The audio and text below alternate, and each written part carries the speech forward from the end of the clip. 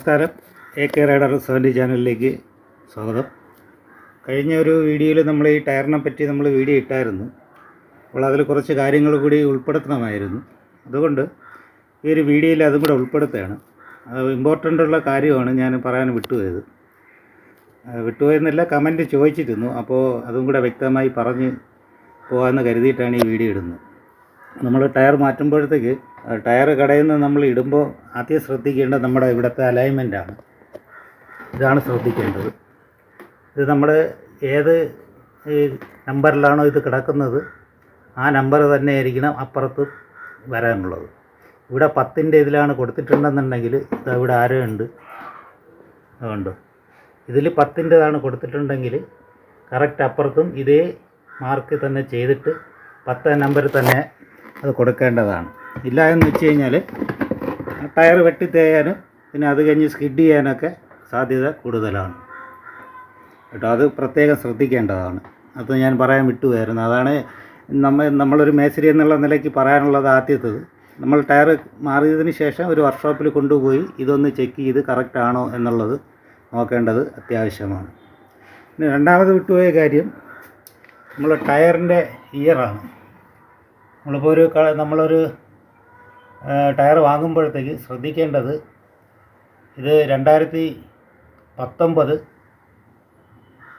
31ാമത്തെ ആഴ്ചയാണ് എന്ന് പറയുമ്പോഴത്തേക്ക് നമ്മൾ ജനുവരി മുതൽ കൂട്ടിക്കഴിഞ്ഞാൽ 32ാമത്തെ ആഴ്ചയായിട്ടാണ് ഇത് വരുന്നത്. 2019 ഇയർ ഉദ്ദേശിക്കുന്നത്. ഇത് ആഴ്ചയാണ് ഉദ്ദേശിക്കുന്നത്, മാസമല്ല, ആഴ്ചയിലാണ് കണക്ക് കൂട്ടുന്നത്.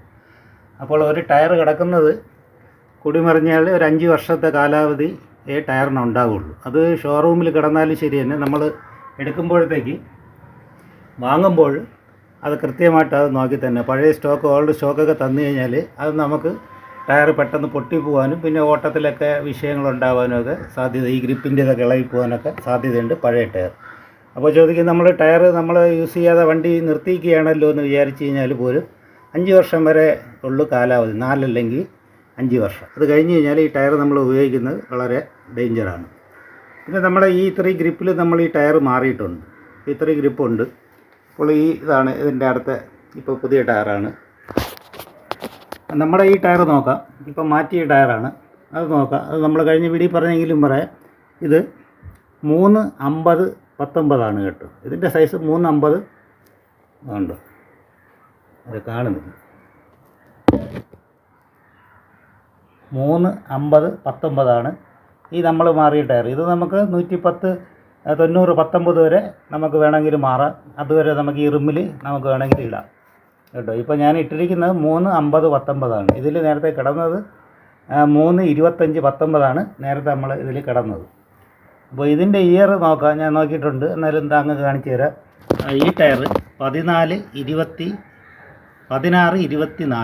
24 വരണത് 2024, 16 ആകുമ്പോഴത്തേക്ക് 4-ാം മാസം ഏപ്രിലാണ് എന്നാണ് ഇതിനെ ഉദ്ദേശിച്ചത്. ഏപ്രിൽ മാസം 24-ാം തീയതിയാണ് മാനുഫാക്ചറിങ് ഡേറ്റ് ഇതിൻ്റെ. ഓക്കെ, ഇത് C8ൻ്റെ ടയറാണ്. C8ൻ്റെ ടയർ വലിയ കുഴപ്പമില്ലാത്ത ടയറാണ്, സ്റ്റാൻഡേർഡ് ടയറാണ്. ഞാൻ റെക്കമെൻഡ് ചെയ്യണമല്ല, എനിക്ക് അതാണ് കൂടുതലായിട്ടും നല്ലതായിട്ട് തോന്നിയിട്ടുള്ളത്. അപ്പോൾ അതുകൊണ്ട് ആ ടയറാണ് ഞാൻ മേടിച്ചിട്ടുള്ളത്. അപ്പോൾ ഇത്രയും ഗ്രിപ്പ് നമ്മൾ ഇത് തന്നെ ഇപ്പോൾ കുറഞ്ഞു പോയിട്ടുണ്ട്. ഇതിൻ്റെ നമ്മൾ ഇത്രയും കൂടുതൽ നമ്മൾ ഗ്രിപ്പില്ലാതെ ഓടുമ്പോഴത്തേക്ക് ഇത് നമ്മൾ മഴയത്ത് സ്കിഡ് ചെയ്യാൻ ഞാൻ കഴിഞ്ഞ വീഡിയോ പറഞ്ഞിട്ടുണ്ട്. ഇത് നമ്മൾ റോഡിൽ കൂടെ പോകുമ്പോൾ വെള്ളത്തിൻ്റെ ചാല് മാറ്റി വിടാനുള്ള ഉള്ള ഒരു ഇതിനാണ് ഈ ഗ്രിപ്പ് വെച്ചിരിക്കുന്നത്. ഇത് നമ്മൾ റോഡിൽ കൂടെ പതിഞ്ഞ് പോകുമ്പോൾ ഇതിൻ്റെ എയർ പ്രഷർ ഇതിനകത്ത് വന്ന് ഇവിടുന്ന് എയർ നമ്മുടെ വെള്ളം മാറ്റാൻ വേണ്ടിയിട്ടാണ് ഈ കൊടുത്തിരിക്കുന്നത് കേട്ടോ. ഈ കട്ട, അതുകൊണ്ടാണ് ഈ കട്ട നമുക്ക് കുറയും തോറും ഇതിൽ പിന്നെ ഗ്രിപ്പും റോഡുമായിട്ട് ബന്ധമില്ലാതെ വരും, ഈ ഗ്രിപ്പ് കുറയും തോറും. പിന്നെ അടുത്ത് നോക്കാനുള്ളത്, ശ്രദ്ധിച്ചാൽ അറിയാം, ഇതാ കാണുന്ന ബട്ടൺ, ഇത് കണ്ടല്ലോ, ഈ ബട്ടൺ ചെറുതായിട്ട് കാണുന്നുണ്ട്. ഈ കാണുന്നത് വരെ നമ്മളെ ടയർ യൂസ് ചെയ്യാൻ പാടുള്ളൂ.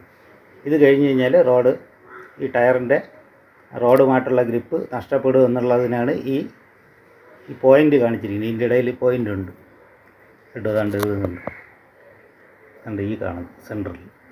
അപ്പോൾ നമ്മുടെ ഈ ടയറിൽ അതെല്ലാം കഴിഞ്ഞു പോയിട്ടുണ്ട്. അപ്പോൾ ഇതാണ് നമ്മൾ കണക്കായിട്ടുള്ളത് മാറാണ്ട്.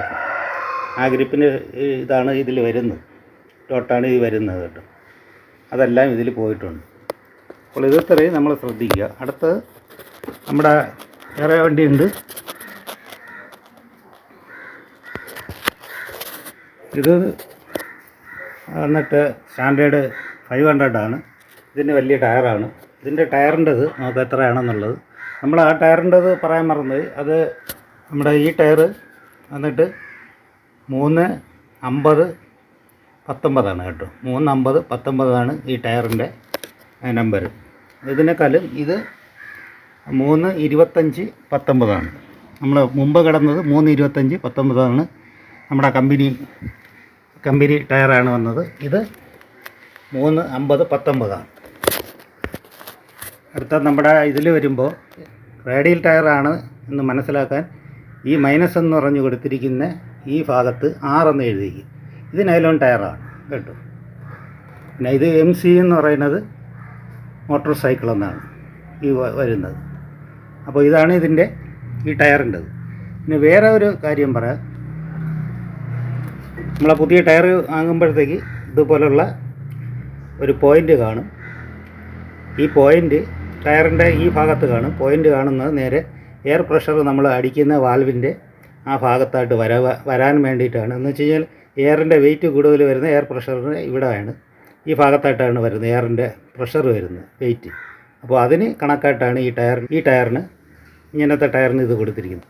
എല്ലാ പുതിയ ടയറിനും കാണും, നോക്കിക്കഴിഞ്ഞാൽ അറിയാൻ പറ്റും. അപ്പോൾ എയർ നമ്മൾ പുതിയ ടയർ ഇടുമ്പോഴത്തേക്ക് പറഞ്ഞു കൊടുക്കാൻ അവരെ ശ്രദ്ധിച്ചില്ലെങ്കിൽ നോക്കേണ്ട കാര്യം ഇതും കൂടെയാണ്. പിന്നെ രണ്ടാമത് വരുമ്പോൾ ഈ ആരോ കൊടുത്തിരിക്കുന്നത് എല്ലാ ടയറിലും പുതിയ വരുന്ന ടയറിൽ കാണും കേട്ടോ. ഈ ഒരു ആരോ ഇങ്ങനെ വന്നിരിക്കുന്നത് കാണുന്നുണ്ടല്ലോ. അപ്പോൾ ടയറിൻ്റെ ഏതാണ് റൊട്ടേഷൻ എങ്ങനെയാണ് കറങ്ങുന്നത്, നമ്മളെ ടയർ ഇങ്ങനെയാണ് കറങ്ങുന്നത്. അപ്പോൾ അതിന് കണക്കിട്ടാണ് ഇത് ആരോ നമുക്ക് കൊടുക്കേണ്ടത്. അപ്പോൾ തിരിച്ചിട്ട് കഴിഞ്ഞാൽ തിരിച്ച് റൗണ്ടിന് വരും. അതിന് നമ്മളെ ഗ്രിപ്പിനും ബാക്കിയുള്ള റോഡിൻ്റെ പെട്ടെന്ന് വെട്ടി തേയാനൊക്കെ അതുകൊണ്ട് സാധ്യത വരും. അപ്പോൾ കഴിഞ്ഞ തവണ പറയാത്ത കാര്യങ്ങളാണ് ഇപ്പോൾ നമ്മൾ ഈ വീഡിയോയിൽ ഉൾക്കൊള്ളിച്ചിരിക്കുന്നത്. എന്തെങ്കിലും ഡൗട്ടോ കാര്യമോ ഉണ്ടെന്നുണ്ടെങ്കിൽ ചോദിക്കുക. നമ്മൾ മെക്കാനിക്കൽ സൈഡാണ് കൂടുതലും ചെയ്യുന്നത്. അപ്പോൾ ടയർ നമ്മൾ അത്യാവശ്യം അറിഞ്ഞിരിക്കേണ്ട കാര്യമാണ്. ഒരു പുതിയ ടയർ മാറുമ്പോൾ ഇതൊക്കെ നമ്മൾ നോക്കേണ്ടതാണ് എന്നുള്ളതാണ് നമ്മൾ കൊടുത്തിരിക്കുന്നത്. അടുത്ത ഓരോ പാർട്സിൻ്റേതായിട്ടുള്ള വീഡിയോ നമ്മൾ കാണും കേട്ടോ. അതുവരെ നമ്മുടെ ചാനൽ കണ്ടവർക്ക് നന്ദിയുണ്ട്. പിന്നെ നമ്മളെ ചാനൽ സബ്സ്ക്രൈബ് ചെയ്യാത്ത സുഹൃത്തുക്കൾ സബ്സ്ക്രൈബ് ചെയ്യുക. അടുത്തുള്ള ബട്ടണും കൂടെ എനേബിൾ ചെയ്താൽ നമ്മളിടുന്ന പുതിയ വീഡിയോകൾ നിങ്ങൾക്ക് കാണാൻ കഴിയും. Okay, thank you.